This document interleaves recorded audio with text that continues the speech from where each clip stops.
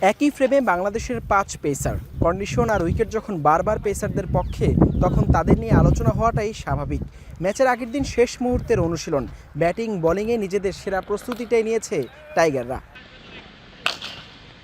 ডারউইনে ইতিহাস গড়ে দল বেশ চনমনে থাকলেও কাজ যে এখনও অর্ধেক বাকি সেটা ভালো করেই জানা আছে ক্রিকেটারদের। তাই তো মাঠের অনুশীলনে বাড়তি সতর্ক সবাই। কন্ডিশন বেশ চ্যালেঞ্জিং হলেও ভালো ক্রিকেট খেলতে চান শান্ত। নিজেদের সেরাটা দিতে পারলে এই টেস্টের ফল নিজেদের পক্ষে আনা সম্ভব, আশাবাদ টাইগার অধিনায়কের।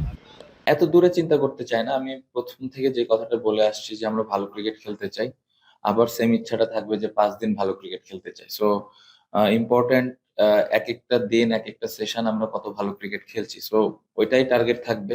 আমার মনে হয় যদি প্রসেসটা ঠিক মতো ফলো করি, আমরা প্রত্যেকটা সেশন বাই সেশন ভালো ক্রিকেট খেলতে পারি, result will come automatically. But আগেই রেজাল্ট নিয়ে চিন্তা না করি, আমার মনে হয় এটা অনেক চ্যালেঞ্জ, অনেক কঠিন হবে আমাদের জন্য।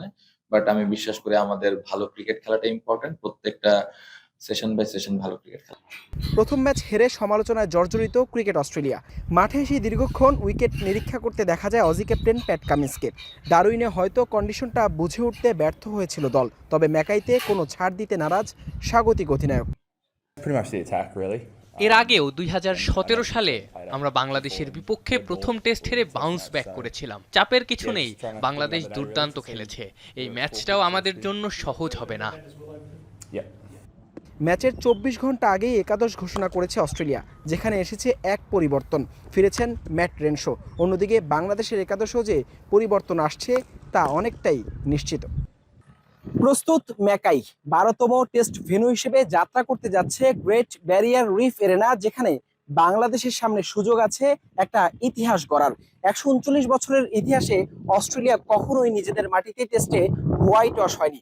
বাংলাদেশ কি পারবে সেই ইতিহাসটা গড়তে? ডারউইনের পর বাংলাদেশ কি পারবে ম্যাকাইতে চমক দেখাতে? বাংলাদেশ কি পারবে সিরিজটা নিজেদের করে নিতে?